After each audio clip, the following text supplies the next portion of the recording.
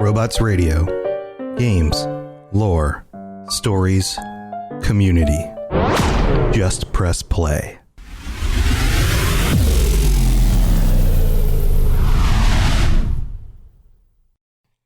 This show is brought to you by our patrons at patreon.com/ElderScrollsLorecast. Robots Radio presents The Elder Scrolls Lorecast. Welcome to the Elder Scrolls Lorecast, a place where the Elder Scrolls community can come together to discuss the boundaries of our knowledge about the universe of the Elder Scrolls.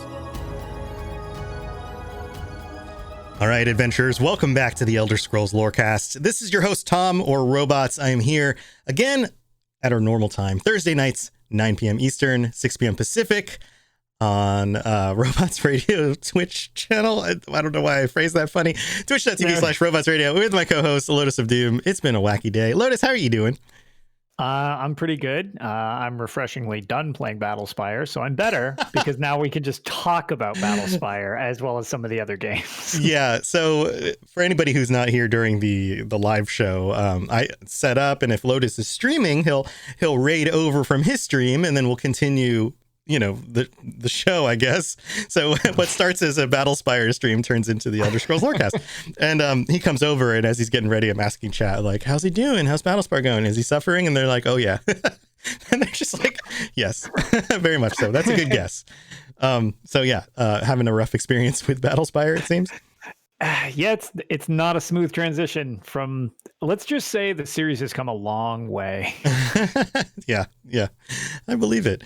I'm looking here at the dates on this, and we'll talk about this a little bit more in a second. But we're following up on last week's episode. We went backwards in order from the most recent game, which is Elder Scrolls Online, all the way back to Morrowind, and kind of discussing the way the games work and fundamentally are different in the way you build your characters, or you interact with quests and quest givers, or the way the stories kind of unfold.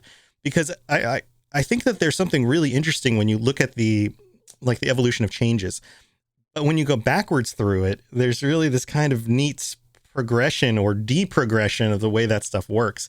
And one of the things we've been noting is the complexity of things as you go backwards, which is really interesting. So we're going to be continuing this conversation. We'll be digging into the oldest games and some of the weird ones in this episode. Before I jump into that, Lotus, I shared, was it yesterday or the day before, a video of, I went to our buddy Pylon's stream from the UESP. Yes. And I just wanted to put this out there for everybody. I'm doing some of these $1,000 challenges, and what they are is it's $1,000 of advertising across the shows on the network for streamers and content creators in the community. And I'll just pop into somebody's stream on occasion while I'm streaming and challenge them to some stuff. So I popped in Pylons, and I'm like, hey buddy, you want to try to win $1,000? And he's like, sure. So I made him do things like, he had to do stuff in game. He had to try and give away money in game, which is actually more difficult. The first person he went up to, he tried to give away 10,000 gold, which is a pretty substantial sum. And the guy opened the trade window, and he was like, here, take $10,000. And he waited a second, and then the guy put 15,000 gold back to him. So he earned 5,000 gold in his first attempt to give money away. It was like, what is going on? So it was, and he was on a time limit too. He had to do it in like 3 minutes. So it's all up on the Robots Radio YouTube. You can watch it. He goes through some other difficulties, including eating some food that was extremely spicy. It's a really good time. He was a really good sport about it. But I'm going to be doing more of these. So I just wanted to let people know that this will be happening on stream and on the Robots Radio YouTube. And if you enjoy these kinds of things and you want to, see more of this stuff, please make sure to go to the YouTube and give it a thumbs up, subscribe to the channel, watch the whole video. YouTube likes if you actually watch the whole video, that kind of stuff. Super fun stuff. But that said, let's move on. Let's get back into our conversation. So last week we talked about Elder Scrolls Online, and then we went back to Skyrim, and then Oblivion, and then Morrowind. And other than the big difference between the MMO side of Elder ESO and the others, they had a lot of similarities. This idea that you built a character out, You chose the leveling of the characters was a little bit different, but in all 4 of those games, you have the same races. You have the same, but you can choose either gender. It doesn't really affect your stats. In most of them, and in fact, all of them, you would follow quest lines. But of course, the quest lines go from being a very easy, just like follow the breadcrumbs of like the little arrow of where you need to go, back to Morrowind, which was more of a complex, like read, paragraphs of text and try to figure out where the thing is that you need to go and find it. Right. And no waypoint markers. Right. Is like, it was actually, I think, a little earlier. A couple people had mentioned during Battlespire earlier that kind of the shift point was Morrowind. So even though we didn't really originally plan this this way, that was actually probably a great way to split this as the older style and then the newer style. And Morrowind was kind of that transition game, it seemed like. Right. It had some of those aspects of the older games, but it was graphically more like a newer game. It was built more like it's the transition into the console world is really what it is. Yeah, absolutely. That was the only reason I tried it originally, was because I played it on my buddy's Xbox. Right. But we went from what was like old MS-DOS type RPG games to something that could actually work on a controller and be played on a console. And it was the first attempt to kind of bring it into that modernized kind of angle. Right. So this is where we'll start off then. So we basically wrapped up Morrowind. We talked about how you could kill anybody. You could completely ruin your playthrough, or at least your potential to finish the main quest line. You could basically the walled garden of something like ESO or even Skyrim is no longer there, or at least wasn't there back in the day. You could take potions and make yourself a god, or absolutely destroy your ability to do anything because you leveled up in a really stupid way, and now you're like the wimpiest hero in the world, and good luck. It's kind of a sandbox without rules, whereas the newer things are much more a sandbox with like some rules. It's like the difference between competing in a bowling event against like semi-pro bowlers on like, official bowling things, or going to like your kid's birthday party where they've got like the bumpers down the lane, right? Like, kind of actually. That's actually that's a very good way of putting it. It's like, here's where you go, and it's like, you can use this whole lane. Well, no, don't go in the gutter. What are you doing? Like, come on, you're not going to be able. You won't hit any pins if you go in the gutter. Like, so we're gonna. Here's your play area, but you can see this area too. And the old games were a little, specifically more, it was like, straight in the gutter if that's what you want to do. Yeah, you can go right in the gutter. You can live in the gutter if you want. Yeah, if that's what you want to do. Go do it. Yeah. So let's take another step back. Where do we want to go before that? Because there's some of the weird games, then there's the mainline games.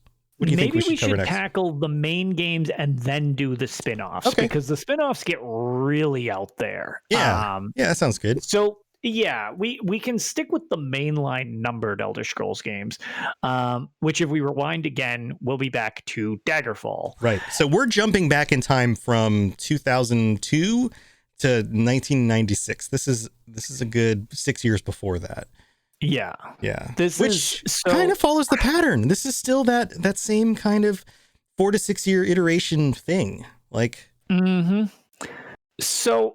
The thing now, this is actually, ironically, given it all of the games, this is the one that I'm least experienced in, because during my quest of playing through all these from beginning to end, I have not started Daggerfall yet. Actually, I guess there's 2 others that we'll get into really off the side, but so I actually only have a cursory view of this. I've looked into it. I've seen other people play Daggerfall. Daggerfall to many is super, super beloved. It for a very long time was considered the largest video game that had ever been created. I know it was dethroned by No Man's Sky and maybe like 1 or 2 others, but it was equivalent to the size of, I believe, all of Europe. Yeah, I have the stat here. It's 160,000 kilometers, 160,000 kilometers. Yeah. Like And- comparatively, what the map of Skyrim, Yeah, whatever. which would be the same map. Skyrim is something like 4 miles across or something like. Yeah. It's Yes. really not that big. It's nonsense. Now, granted, there's a lot of this is also where they get into things aren't so handcrafted in these older games. Well, specifically, Arena and Daggerfall is what we're talking about. The excessive space is a lot of procedural generation. Mhm. So your experience might be different than somebody else's as you roam the wilderness and the game procedurally generates what's coming in front of you. So you'll get random caves and garbage here or there, with main features being more of the focus, and you travel these procedurally generated environments to get to your main locations, so to speak. Right. Um, Right. Real quick, Bob in chat is saying WTF is a kilometer. Lol. It's about 2/3 of a mile, so that's almost it's just under 100,000 miles. Yes. So yeah, yeah, right. So the thing is, this comes with the benefits of they don't need to handcraft every blade of grass and single tree, so you can produce much larger environments with much less effort. And this explains why they could design a game that big with a smaller team. The team has grown over time substantially. But back in the day, back in the time of Daggerfall, they had what, a dozen or 2 dozen developers? Something like that? It was a small team. I mean, to be fair, it was a small team for up until relatively recently. And even in terms of nowadays, their team is much smaller than most AAA studios, from my understanding. So they've never been like a huge team. And to your point, that's exactly it. They made these enormous environments based on much smaller teams, which normally would not be able to produce that type of content quick enough. The game would be in development for 20, 30 years. You'd never get through it all. Right.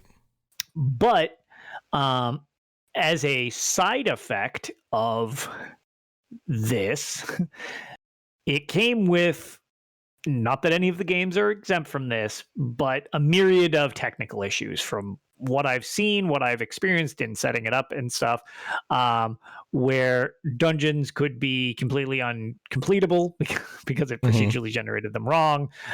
You can fall through stuff, blah, blah, blah, blah, blah. We won't get into that. But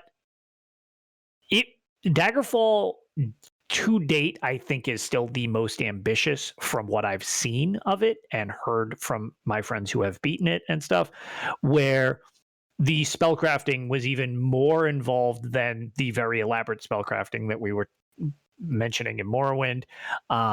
There were just a myriad of skills, and this was the game that introduced, being that we're working backwards, it still had the, if you run, you get better at athletics. If you swim, you get better at if you use spears, you're better at that. Blah, do blah, a blah, thing blah, blah. To upgrade it.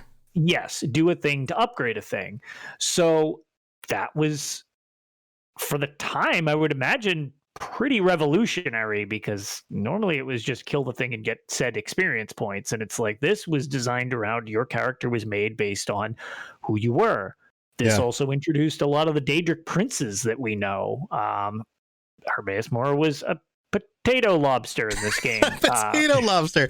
Yeah, Hermaeus Mora in this game is the source of all of our jokes, of him looking like what's his face? Zoidberg. Zoidberg. And he's this squiggly little lobster guy. Like And if you that's actually Daggerfall is the GIF that I always post on Twitter, with the swirling stars in the background and the green blob with the snappers. It is from Daggerfall.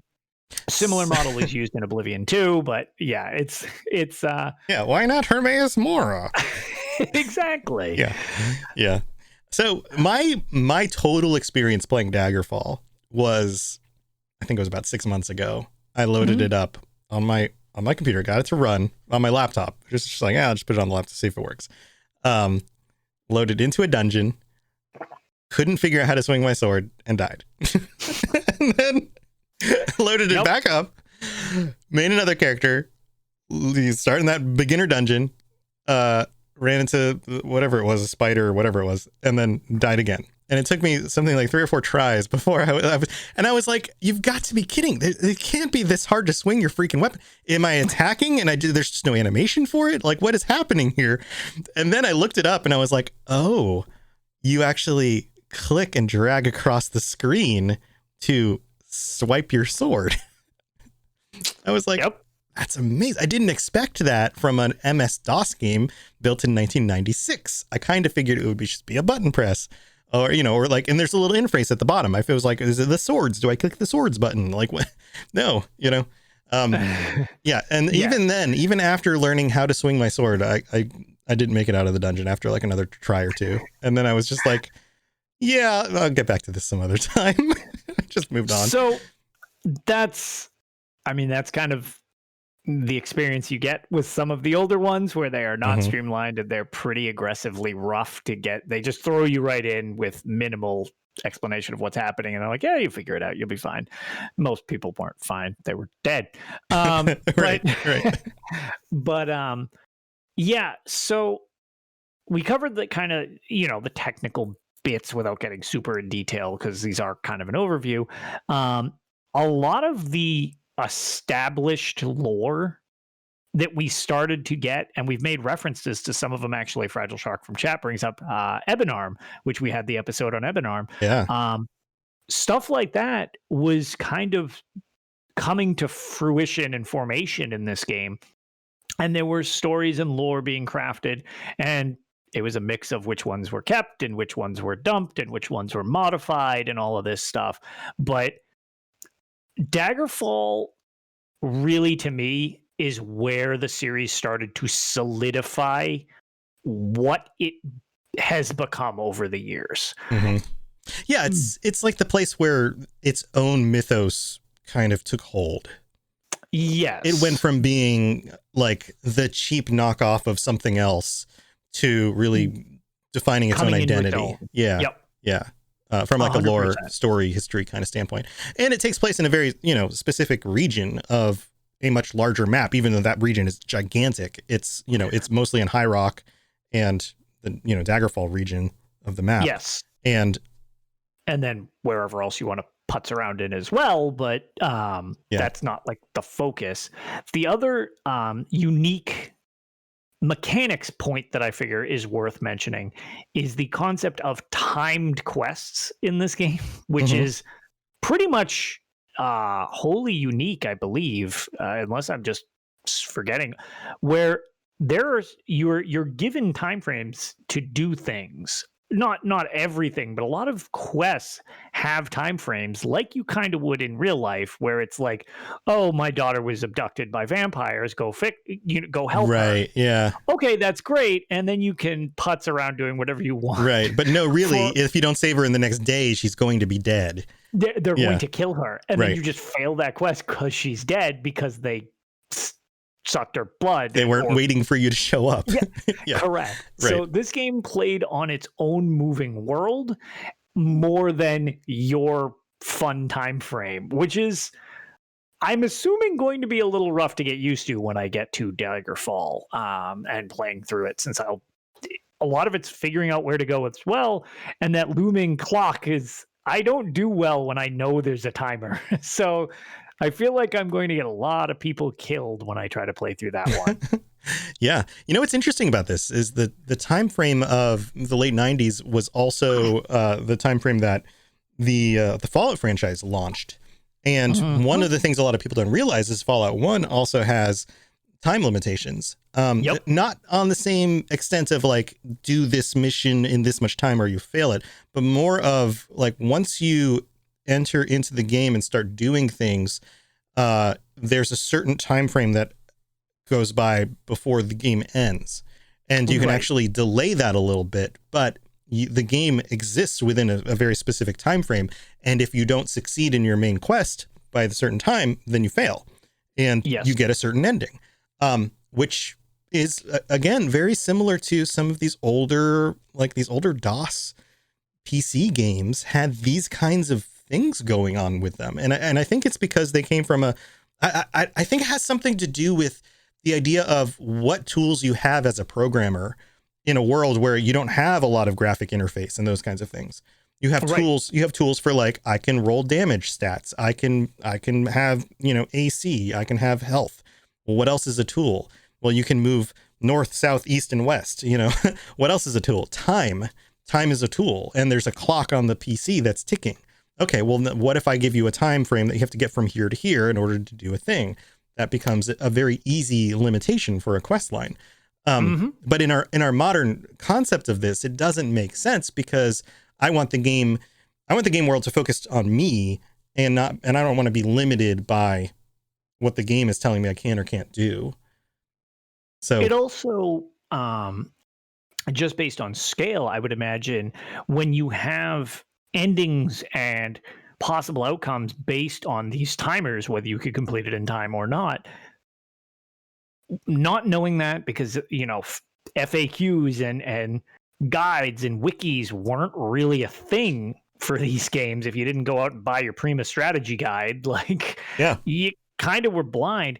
It would add a level of replayability because, well, if there's other endings, how can I earn the other endings? So you'll want to go back and do it again. So it gives extra legs to these games, which would normally be you play through it and you're done with it. It's like not so much when you've got stuff like that, because it requires you to perfect doing it in order to actually see the different endings. So most people probably aren't going to just jump in and ace their way right to the best ending. It's certainly possible, but not necessarily like how most people are going to experience it. Yeah, makes sense. Sorry, I've got my eyes itchy. I don't know why. Allergies. Yeah, I guess. So the other thing about this is that the stories were basically came about in the quest dialogue. Is that correct? Yes. You meet an NPC. They say, here's a big page of text, blah, blah, blah, blah, blah, blah, blah. This is why you need you to go to do this thing. This is what I'll give you. And then you go do it. And then you come back and you get another big block of text. Deal with it. Yeah. Numinium on the way. All those various things, which also, I guess, that is sort of a mechanic. Speaking of multiple paths, there are multiple endings to Daggerfall, all of which are considered canon. Yeah, they're all canon. Yeah, they're all canon, and as a result of the end of Daggerfall and how do we deal with multiple endings, that's where Dragon Breaks came from. As a interesting little tidbit, that was the MacGuffin that was created, was the Dragon Breaks fixed, quote unquote, their how can everything and nothing have happened at the same time. Yeah. And do you know if Dragon Break is actually used in Daggerfall at all? No, I don't believe. I don't think it is. I don't think it is, because I know that project was a little finished under duress from what I've seen, because there was some technical problems with the company and such. And I think they were just trying to go all out, from my understanding. If anybody knows, finer details, always feel free to shoot us a comment. And we're learning this stuff for fun. So that's kind of, but with some of the technical problems that they ran into and slowed development, caused certain things to change during development. From what my understanding is they just were going for broke. We need to make this the most all-encompassing, greatest thing that we could possibly conceive of, and hopefully people like it. And as a result, it was kind of interesting because that would include multiple endings. But if you're going to actually continue the series onward, well, how do you not just invalidate people's choices, which is a concern for Skyrim as well. But they already have this thing in place, which Dragon Breaks themselves, since they were, from my understanding, thought of, or it came about as a result of the multiple endings. I don't think they ever refer to a Dragon Break in Daggerfall itself. It was more of a post Daggerfall, how do we make this still justification work? Yeah, exactly. Yeah. So to wrap up Daggerfall, I there's two other things I want to point out. I think Daggerfall has both the most badass looking cover for the game of any game in the series. The artwork for the cover is, if you guys haven't seen it here, I'll post, this is from the Wikipedia article. Go to the link there, take a look at that picture. It's got the lich like reaching out. I mean, it looks so metal. It's like, this will be a special thing just for the video people. Keep sorry, just for the video people. So I feel like this, and they sell shirts of this too, and it's got the lich reaching out and the Daggerfall font that looks all really, really cool in the background. I don't know. There's something about the artwork in this one that looks really, really cool to me. Lotus is grabbing some stuff from the back of his room and coming back to the camera. Do you have a full-size box? Is that a full-size game box from back in the day? The original holographic copy of Daggerfall. Reflects a little bit. Yeah, so lean it down a little bit. Lean it down. It might, or just maybe a little bit more. A little more. Yeah, there you go. Now you can kind of see it. Yep, it's backwards on the screen. I can. Yes, it's backwards. Yeah, the words are inverted, but that's the Underking Lich digging his way out, I believe. But yes, this is the. I actually have. Man, that's back when video games came in these gigantic boxes. Those boxes were huge. That was so cool. That so including, because it does actually have all of the stuff in it. I have, I guess, humble brag here. I have all of the copies of every Elder Scrolls game in their original bubble wrap and stuff like that form. This box with all of its contents probably weighs about 5 pounds. There is so much in this Daggerfall package. It is ridiculous.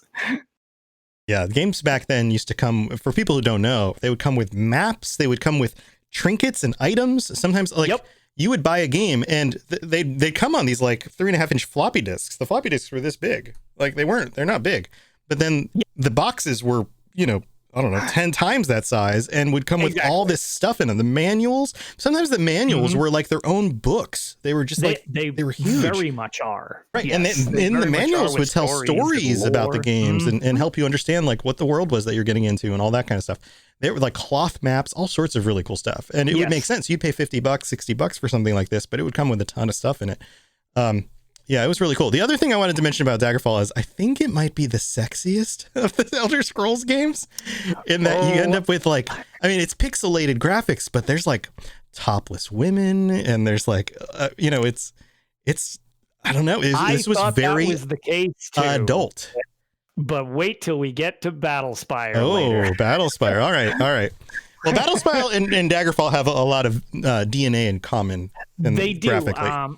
Honestly, we'll stick with the numbered versions to go with, but Battlespire, I believe, was originally intended to be an expansion to Daggerfall, and it kind of spun into its own project because it is a very different game, like functionally, than Daggerfall is, but using a lot of the same overlays and things like that. Like it has a lot of, like you said, shared DNA, but the game itself is a dungeon crawler, not an open world game. Not an open world RPG. Yeah. Yeah. So do we want to discuss that now?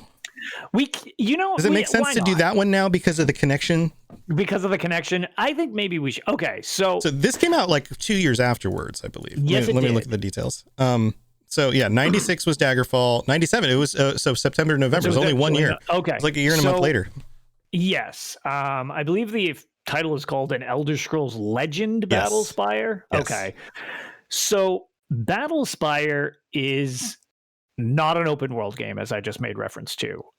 Very pixelated as well, sprite graphics. It is a dungeon crawler, and it is a very large departure from anything else I've seen in the series.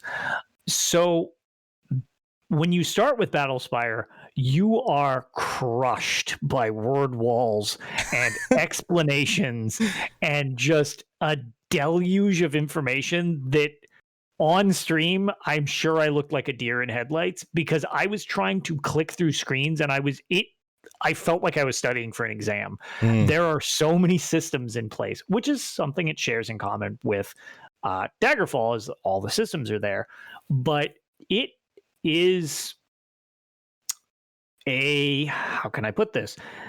Other than just saying it is a dungeon crawler, it is divided into levels. I have found out how many. There are 7 levels in the Battlespire, and they are these weaving, interconnected nightmare maps. Right. Okay. Where you basically need to solve a myriad of things, find keys, and progress to the next level, and you get up through the Battlespire to fight Mehrunes Dagon because he is blowing up the Battlespire and murdering everybody. Mm-hmm. And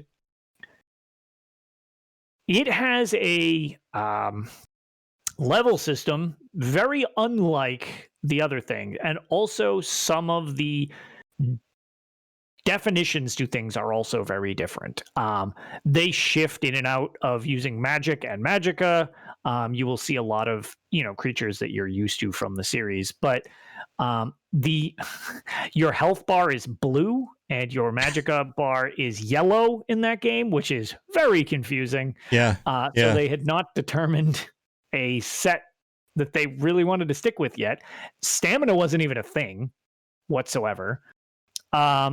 Instead of, I was told the reasoning for this, which I thought was very cool because I was incredibly confused originally. You don't have hit points in this game. You have wounds, which was very, very confusing because I was thinking originally when I was adding wounds that I was giving myself a disadvantage so that I could get points elsewhere. But then I realized the points weren't adding up.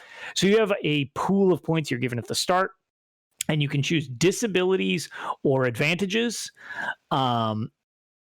And you basically mush your character around like that. There are pre-made classes. You can still make your own class, just like in the other games.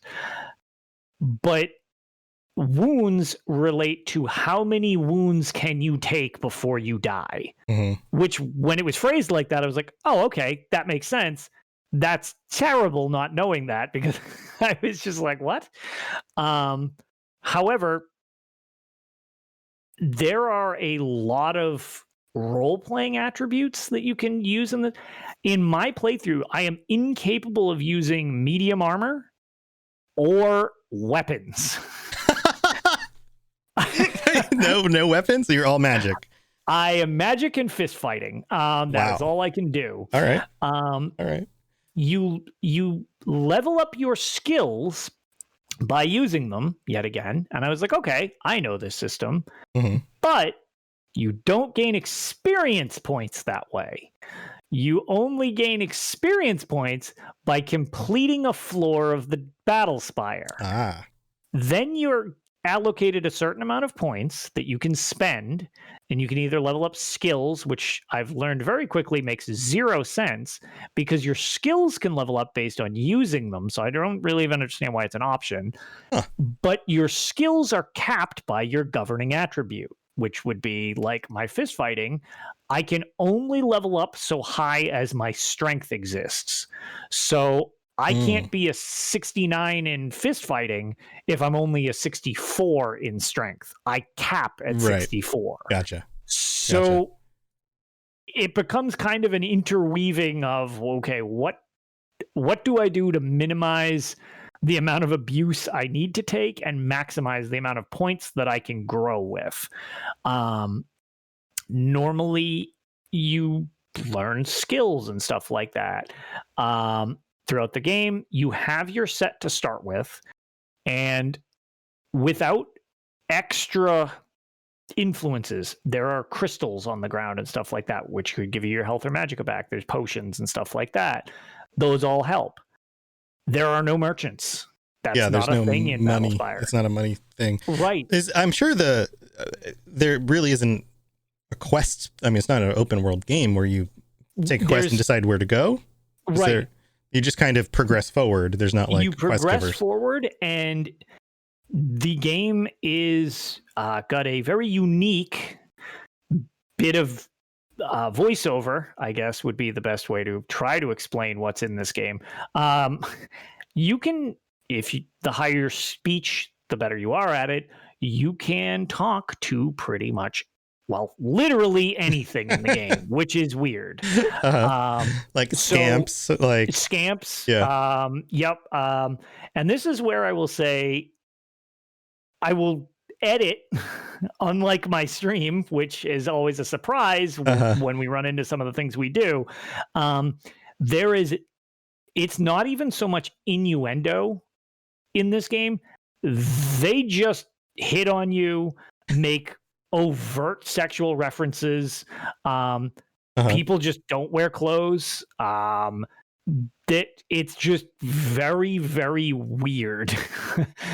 And there's a lot of attention to it. And earlier we found some pretty creepy aspects to it where I'm like, this is gross. Like, what is happening? Oh man. So yeah. So now I don't know whether it was just not accepted well or what, but yeah, it's definitely, I would say, the strangest so far by a mile. Yeah. In doing research for this episode, there's a blog post on fiercepc.co.uk that lays out all the different games and gives an opinion on them. It talks about Battlespire here, and I want to quote this part. It says Battlespire doesn't have an open world. Instead, it has a closed level, and the merchants and currency are obliterated from the game mechanics. The new release also introduces a multiplayer mode to the players. Unfortunately, despite a spirited attempt to create curiosity and keep gamers engaged, Battlespire remains the least impressive addition to the franchise. So they have a very low opinion of this game. So that's the other thing. This game has a kind of cult following, it seems like, and people have fun with it. And it actually does, as we made reference to earlier, it seems like it has some pretty strong tie-ins with potential to the current ESO season, where Mehrunes Dagon is running amok. But the coins, I don't think I have mine handy. Yes. So the little promo coins that we were sent out and stuff like that seem like they could potentially reference some of the clans, and you encounter all of these clans in the Battlespire because it's Mehrunes Dagon attacking the Battlespire. So again, it does seem to have tie-ins to other parts of lore, but the game itself is very, very different. Again, another similar issue to what was oddly a problem that seemed like procedural generation might have caused. This game is riddled with glitches. Now, maybe it's just because it's old, but from reports I've seen of other people reviewing it, the game has a lot of technical problems. I've encountered a lot. I like to abuse some of them to pass things sometimes. Of course, right. Creatures are very prone to injuring themselves, which is very handy because if you can cluster them together, they just blow themselves up. It is an interesting experience, but it is definitely very different than the other games I've played so far. Okay. Yeah, that's an interesting take on that. It might be one that I'll dig into in the future. At some point, I want to at least poke around in these longer than just, die at the beginning and then start over. Well, it also... to that reference point, I mean, it has a multiplayer. It's the first of them to have a multiplayer.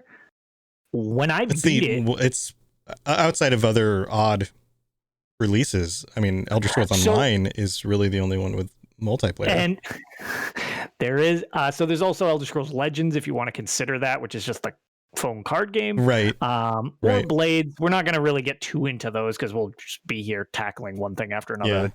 5 episodes long. Well, here's what I was thinking is we're most of the way through the episode already, and we've got Arena to cover still. Why don't we take a break? We'll do Arena, and then we can come back and talk an entire other episode about the other variations of the games, other weird games, the card game, how those games affect the lore. I mean, there's a lot of stuff in Legends that even affects the lore that you can draw stuff from.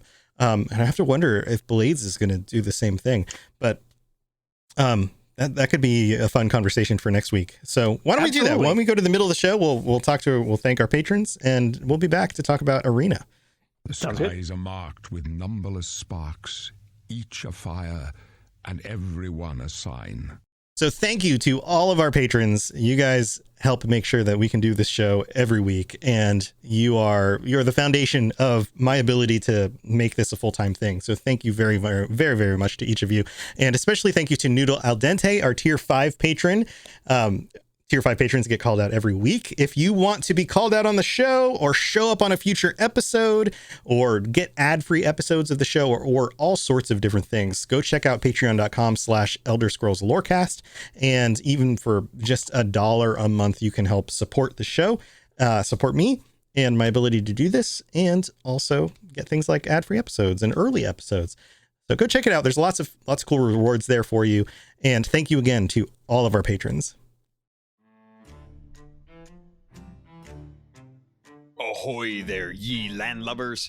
Avast! My name is Captain Logan, and I'll be your guide out on the Sea of Thieves. If you love the idea of stealing treasure, cutting down cursed skeletons, fighting off krakens, and raiding forts filled to the brim with shinies, then Sea of Thieves is the game for you. Join me each week as I dive into the news and bring back the nuggets of information that any sailor worth their weight in salt would desire. You don't have to be a pirate legend to gain access to my podcast. Just search for Keelhauled, a Sea of Thieves podcast in your podcast app of choice, or head over to robotsradio.net or captainlogan.podbeam.com and get ready to set sail for adventure. Arr. Yes, you're entirely brilliant. Conquering madness and all that. Blah, blah, blah, blah, blah. All right, so we've made it all the way back to the Elder Scrolls Arena, which is the very first game. This is March 25th, 1994. Yes. Where were you in March of 1994? Grade school. Yeah, I was 15 years old. I was in, what is that, 9th grade? I was 10. 10th grade? 10 years old. What was I playing in 94? In 94, I was playing Doom. I was playing Civilization, or Civ 2, maybe. I was playing my Super Nintendo. I was not playing Elder Scrolls Arena. I hadn't picked it up, but I was into other RPG games. I just didn't know about Elder Scrolls yet. So, actually, one quick side thing I'm going to mention, just because I don't want people to have a fit yelling at their podcatchers or YouTube or whatever. Just so you don't think we forgot, Shadowkey for the N-Gage, yes, it also has a multiplayer. Just to get that. Just because I know somebody's going to mention it. The N-Gage. All 10 people who owned an N-Gage could play that game together. Yeah, correct. It had a co-op. Yes, that did exist. We'll deal with that later. But now that that's covered, it's funny you mentioned that it's, you were playing Doom, because the art style of Arena is very Doom-like. Mm-hmm. It's big pixels. Up in honestly, it kind of looks like what Doom would be. I don't know if you ever played Hexen as well. Oh yeah. Okay. Yeah, totally. Or Heretic. Oh yeah, totally. It made me think very much of that, because it's like that had the more medieval vibe, and you had the melee weapons, and that was very much. It was the 90s. It was like the 90s were all about like grisly imagery in games. Other than the Mario, like not the Mario side of it, by the mid 90s, right? The whole Sega thing had taken on, and video games had grown up for teenagers, and they weren't just for kids; they were for teenagers. And in order to make it things for teenagers, you had to have skeletons, and you had to kill Satan, and you had to, and this is like post Nirvana grunge. This is by the mid 90s, you were at these bands like Nine Inch Nails, and like music was getting darker, and gangster rap, and there were like everything was a little bit more serious and dark, and that's the world these games were in, and that's the teenagers that these games were trying to appeal to. We needed Doom Lorecast as Sea Chaser. That would last all of like 10 episodes, and then we'd have to find something else to talk about. Just cover the whole thing. Yeah, it's right. Sega's blast processing. Yeah. Yes, also super. super advanced. Yeah, but like, like this idea of like blood and guts and gore in games was all the rage. Mortal Kombat and Doom and these guys. So it totally makes sense that they were going this direction. I was playing a series called Might and Magic, if any of you guys are familiar with that. I've heard of it. Don't know about it, but I've heard of it. Yeah, those are the games like Arena that I was playing because that's what my friends played. And so they would get a copy of the game and I'd be like, oh, that's cool. And then I would get a copy of the game and I'd play it. Had they been playing Elder Scrolls Arena, that's probably the one I would have been playing. Yes. And so we're going to do more. Apologies to those of you who just listen to the audio version. I am one of those who does the audio version, but bonus for those of you who happen to just be able to see the video because we have props. Speaking of the grungy, gritty bits, so here is the Arena box, which has your gritty... I go a little higher. There we go. Yeah. Oh, there you go. There you go. Yeah, there we go. Yeah. So everybody is very, very covered in armor and weapons, except for the scantily clad woman in the bikini in the front, in the bikini, wielding a sword. Because 90s. Yes. Yes. So that is the cover that most people know. That's the original box art. This is also incredibly weird, and this is about as esoteric as it gets from a collecting standpoint. But there was actually a second cover to the game. There's two different color patterns to that box. I've got that one, which is the original. This is the French version of Arena, which was published by Ubisoft. Wow. Times have changed. It is not all super sexy. It is some strung out dude, probably on skooma, beating up a little troll dwarf man. I don't know what that is. Yeah, but yeah. So that this version was only in France. I'm not really sure why they had different cover art. I mean, I assume it has something to do with the fact that it was published by Ubisoft as opposed to Bethesda. They're small little, but just a neat little tidbit that there are technically 3, depending upon like the deluxe edition of the game, but basically there are 2 wholly unique book or covers to them. So here's another fun little addition. As of January 29th, 2020, there was an article on PC Gamer that I'm going to share. I'm pasting it into chat right now, where this could have been a potential other cover. Somebody put Garfield into the Elder Scrolls Arena as recently as just 2 months ago. Perfect. And now the character creator has basically Garfield's head on top of the characters, which is a wonderful abomination. Amazing. I think if ever I play through this game, I'm going to have to use this mod. Anyway. Love and hate it. Anyway.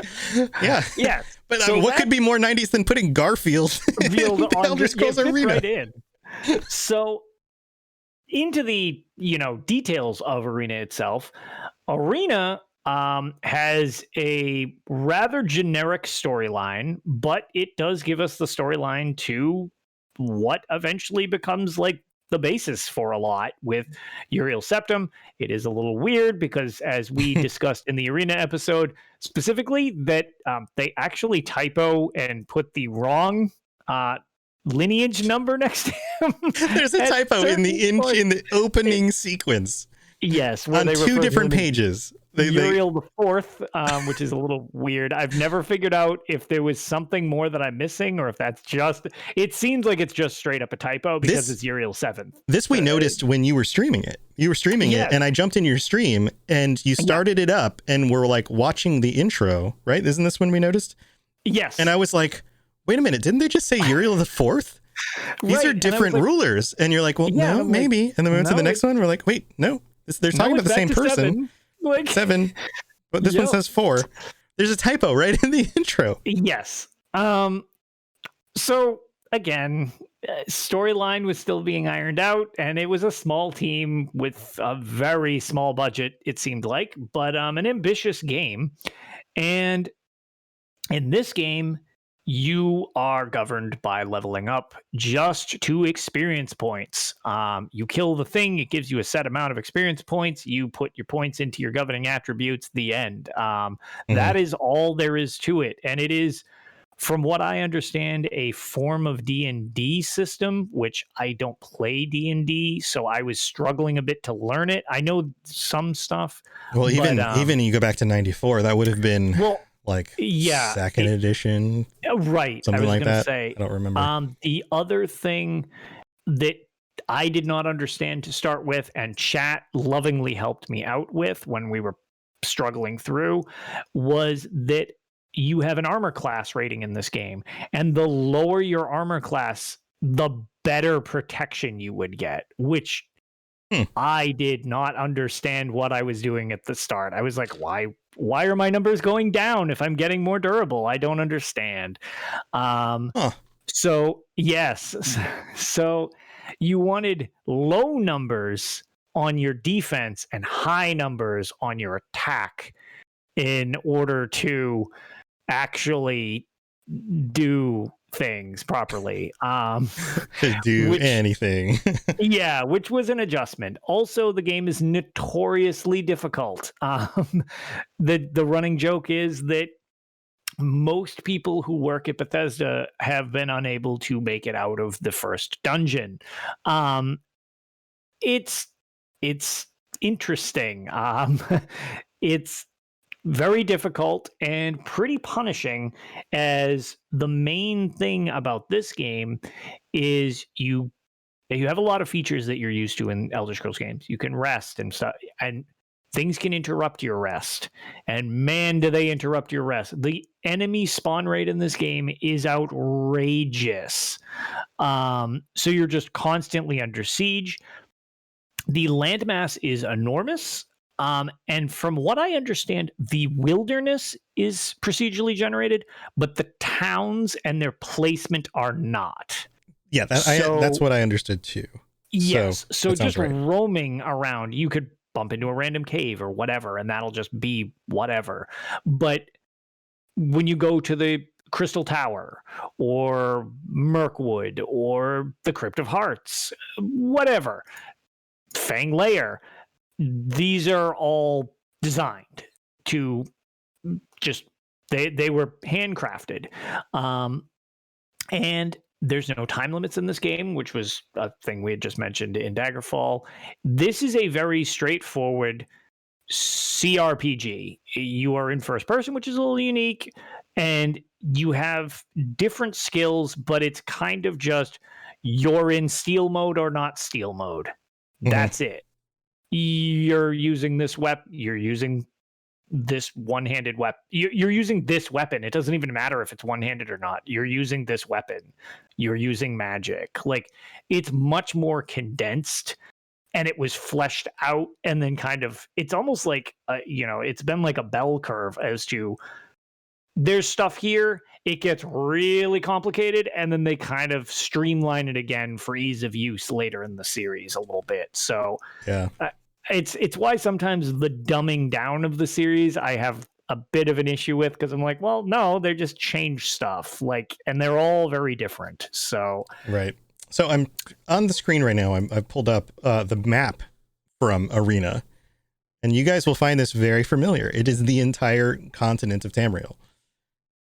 And with all the names that you're familiar with, High Rock, Hammerfell, Skyrim, Morrowind, Cyrodiil, Valenwood, Somerset Isle, Elsewhere, Black Marsh, and towns and things like that. And what's amazing about this to me is that there are changes. They've changed this a bit, but they have.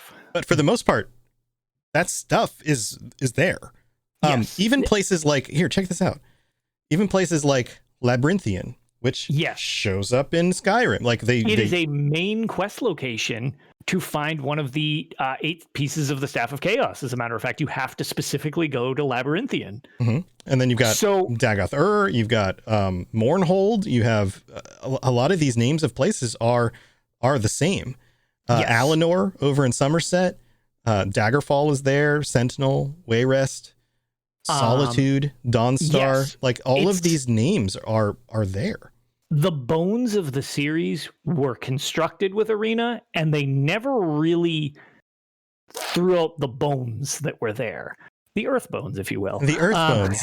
We now know what the Earth Bones actually are. It's right. It was Arena. It was Arena. It was the developers who did Arena. They were sacrificed on the fire of Arena, and they now.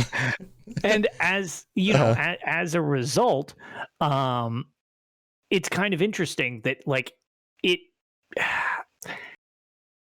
The basis was there, and they've built on that. And yes, a lot has changed over time, but you can always look back to things. There are just, like I've made reference to the Crypt of Hearts, Fang Lair, Halls of Colossus was the concept that they used as the location for the Elsewhere season. Obviously, Somerset was the Somerset expansion, even though it's spelt weird in Arena because it's Somerset, which is strange. But yeah, there's all the parts were there. It's just you could tell that it almost like Arena was a draft board. This is what we want. Here's our starting point, and over games and time, it's filled itself in and ironed out some of the rough edges. Right. Yeah, but it's really neat.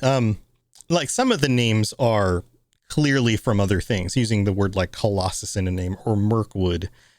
Mirkwood, I actually was, I joked on stream. I was like, I'm pretty sure that's copyright infringement, and it's because it's apparently M-I-R-K in the Lord of the Rings. It's M-U-R-K. They're like, this is such a good name, we're going to use it. But you know, other names are you know, like they hold, I don't know, hold water is, I don't know what the right phrase is, but you know, things like Dagoth is a very unique sounding name for something. Right. Which Whiterun, Solitude, Dawnstar, like that. These are cool sounding names.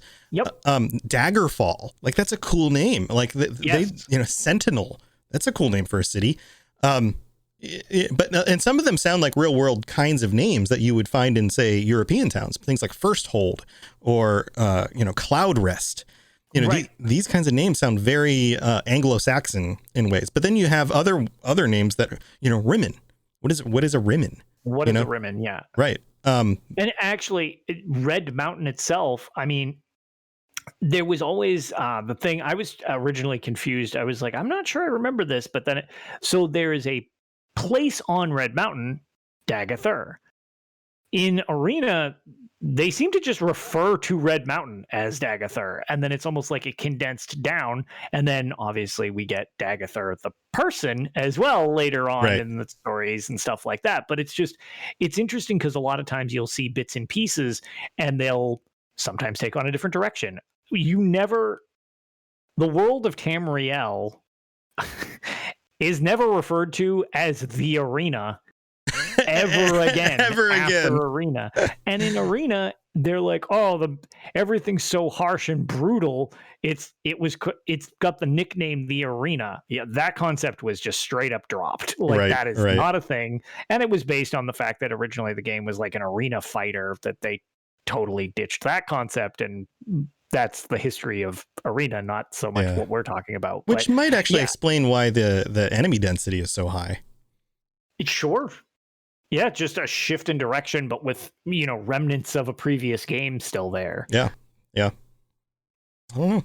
Yeah, it's interesting, but it is, I find this stuff fascinating because for a series that we love so much and that we all came into at different times, and has developed and is so interesting in its own right, to see the evolution of it and to see what it is now compared to what it was. But some of the things change, some of the things don't. It's like watching a writer's revisions happen in real time, in a way. Like if you go back, and this is something that I did in college, I had all of Christopher Tolkien's books about how his father, J.R.R. Tolkien, wrote about the world of Middle Earth. And this is well beyond the Silmarillion and the Lord of the Rings. These were the books that pulled out his notes from different time periods of his life, and would talk about, like, oh, back in 1925 when he first came up with the concept of these god spirits, these were their names. But then 2 years later, he changed it to this for these reasons, and like all of this stuff. And I haven't retained a whole lot of the details, but what was amazing in looking back at that is that you end up with something very similar to this concept of like, okay, we have this idea for a game. There's a map. These are the kinds of places. This is the kind of the spirit of the game is that the world is kind of like this. There's these kinds of dangerous creatures. There's these kinds of heroes and these kinds of events happen.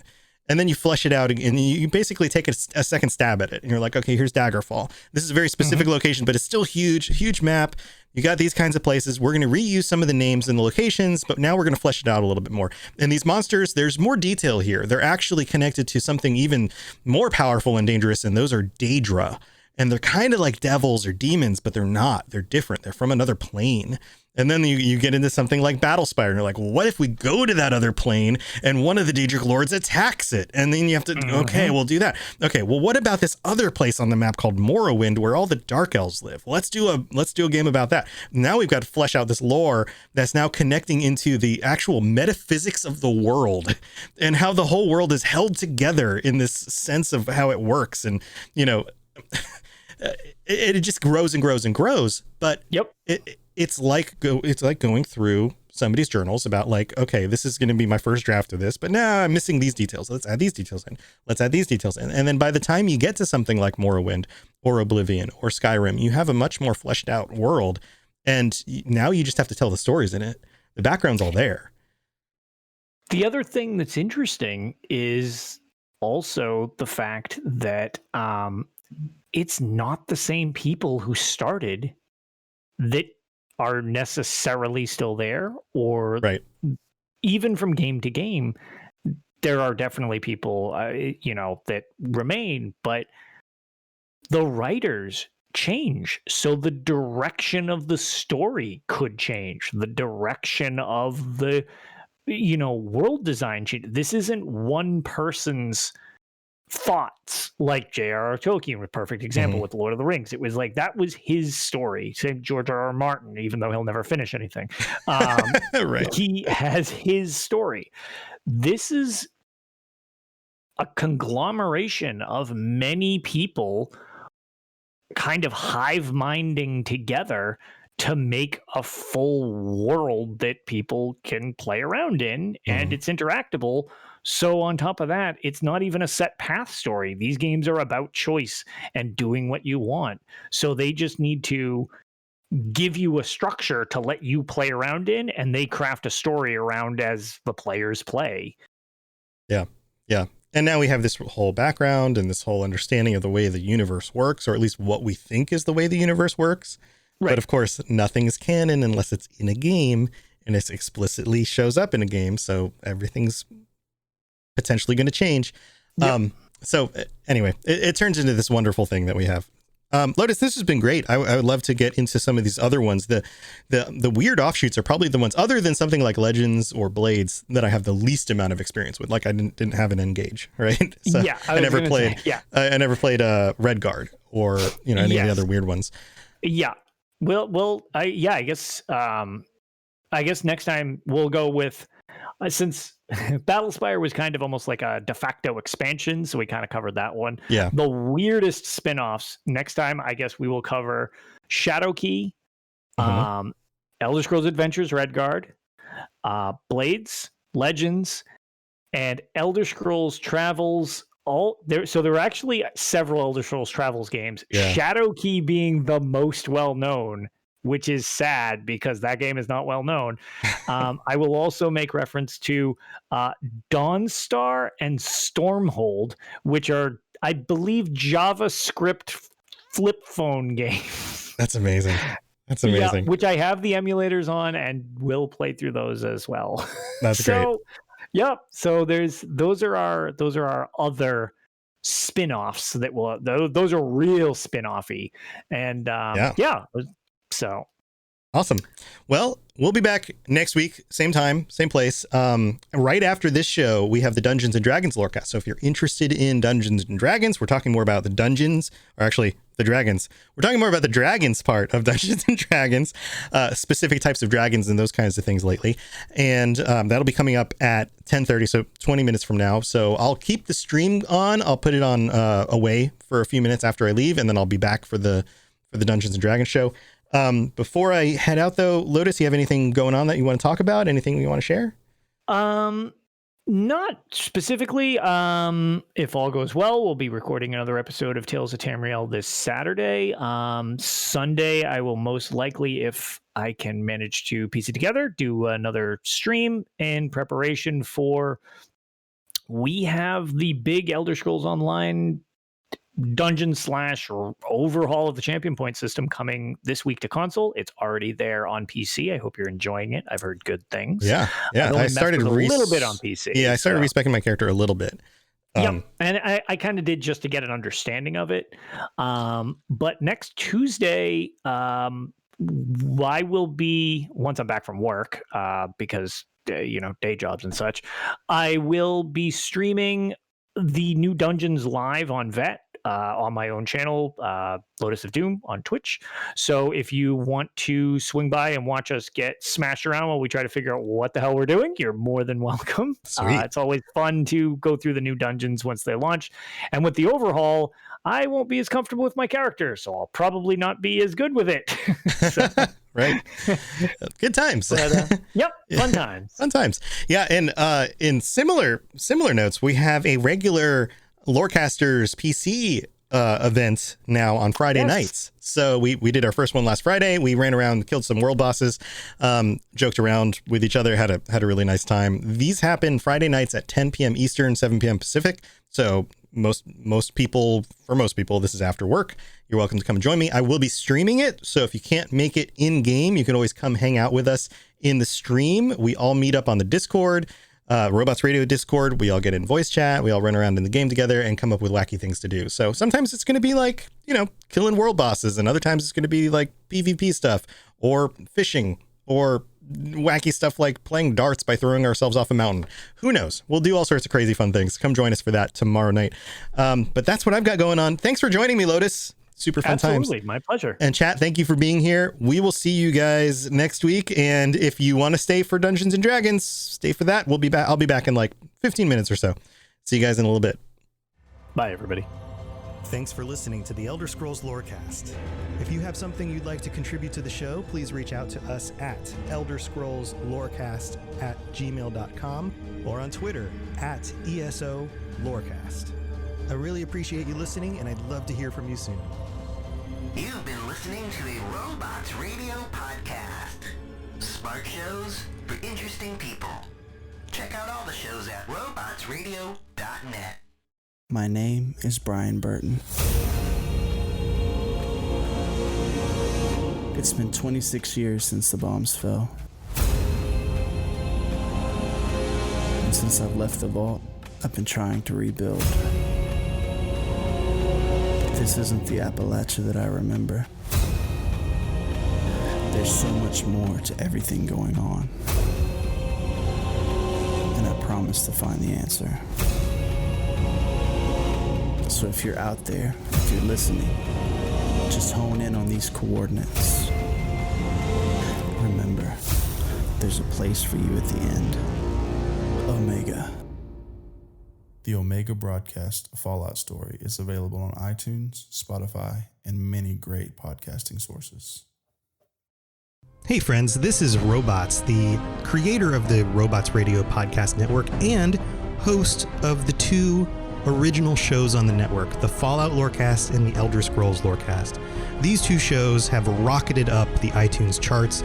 They both together have over 150 5-star reviews in only a couple of months, with bite-sized episodes that take you step by step through the background of the games and the game worlds. They're thought-provoking, well-produced, and a lot of fun. I recommend you go check them out at robotsradio.net or on any podcast reader, podcatcher, whatever you use, iTunes, Spotify. Again, that's the Fallout Lorecast and the Elder Scrolls Lorecast, available everywhere. Hello, gentle listener. Every Friday, be sure to tune in. What the hell are you doing, Ampersand? Hi, Charlie. I'm sorry I broke in.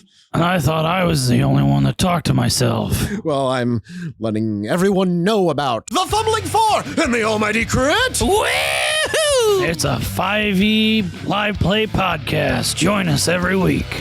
Where do we find it, you old crusty coot?